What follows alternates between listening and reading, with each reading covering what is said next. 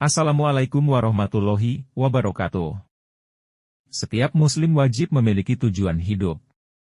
Dan sebaik-baik tujuan hidup adalah ittaqillah, bertakwa kepada Allah, dan mengharap ridho Allah semata. Dalam video ini, Ustadz Adi Hidayat memberikan penjelasan ringkas tentang bagaimana seorang muslim merencanakan kegiatan kesehariannya menurut waktu sholat. Silahkan disimak sampai selesai.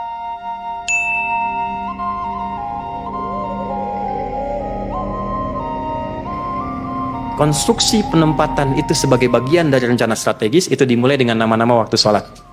Saya tutup, saya cepat. 1. Subuh. Ada yang tahu kenapa nama pertama waktu sholatnya subuh? Nggak ada hadiah umroh, nggak apa-apa. Oke, subuh itu dari kata asbah. Asbah itu artinya yang siap dengan rencana. Quran surah ke-81 ayat 18, was-subhi idza tanaffas.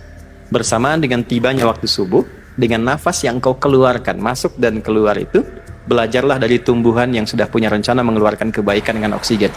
Belajar dari matahari yang sudah memecah kegelapan malam dan mengeluarkan sinar-sinar dengan membawa manfaat-manfaat yang baik.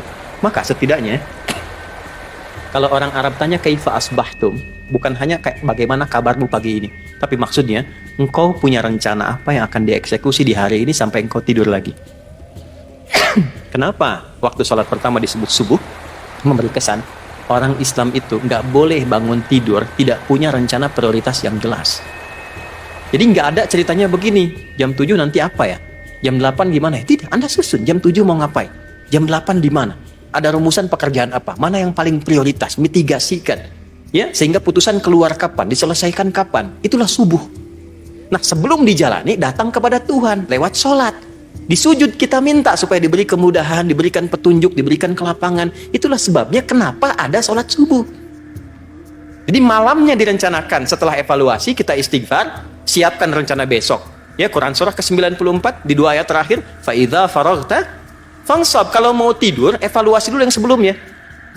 Lalu setelah itu siapkan yang untuk besok, wa ila rabbika farghab, tawakal. Kalau besok-besok bangun, yang itu rencana sudah siap dibawa. Bawa dalam sholat sebelum Anda berangkat. Minta sama Allah perlindungan, ketenangan, kenyamanan, wisdom dan sebagainya. Nanti sampai siang disebutnya zuhur, padahal siang itu bahasa Arabnya nahar. Kok bisa zuhur? Zuhur itu terang, jelas, nyata. Kira-kira dari pagi sampai dengan siang hasilnya jelas nggak? Nyata nggak? Atau jangan-jangan cuma berangkat, duduk, santai, minum, ngobrol, ini nggak ada hasilnya sampai dengan siang? Apa hasil yang bisa dihasilkan dari setengah kehidupan siang itu? Jangan sampai semuanya sia-sia, karena ada orang yang hidupnya cuma ngobrol, kumpul-kumpul, setelah itu gosip lalu bertikai. Itu terjadi terus sehingga turunlah Quran surah 103. Ya. Maka disebut dengan al-asr namanya. Al-asr itu bukan sore. Sore itu masa bahasa Arabnya. Asr itu waktu yang diberikan yang harus diolah menjadi aktivitas yang positif. Ini ada orang yang cuma datang kumpul-kumpul, ngobrol-ngobrol, nggak ada isinya, lalu bertikai. Maka turunlah wal asr. Aku bersumpah, kata Allah, aku berikan kepada engkau investasi waktu itu untuk engkau olah menjadi kegiatan positif.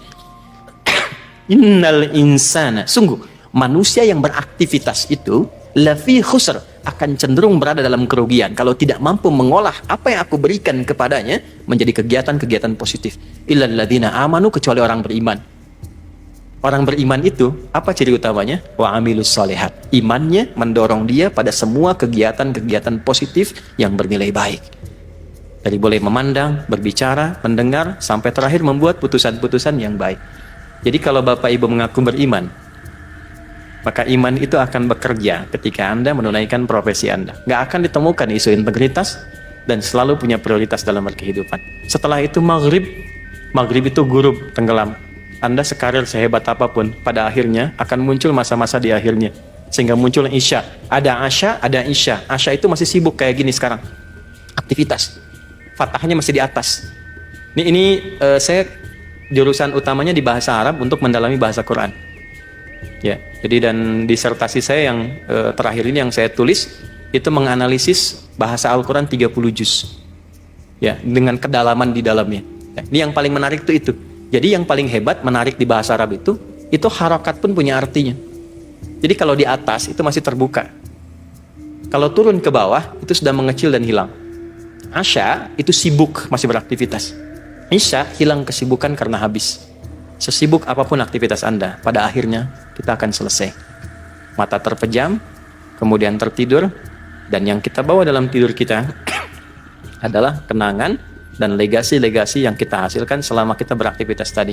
Anda sekarang masih sibuk, masih beraktivitas, pada akhirnya akan selesai, dan puncak selesainya kembali kepada Allah Subhanahu wa Ta'ala. Jadi siapkan rencana yang baik, nyatakan hasilnya dengan jelas, jangan sampai ada waktu yang terbuang dan sia-sia. Ingat, sesibuk apapun pasti akan ada di purnanya maghrib, dan pada puncaknya kembali kepada Allah. Kalau sudah kembali, kasrahnya hilang, menjadi sukun. Makanya mayit jadi mayit. Sukun itu artinya dari kata sakin, artinya tenang. Dan pulanglah dengan tenang, dengan ya ayyatuhan nafsul mutmainnah, hei jiwa-jiwa yang tenang. Jangan sampai pulang dalam keadaan tidak tenang karena terkait dengan isu integritas. Itu ada maknanya Pak, Bu. Indahnya itu seperti itu.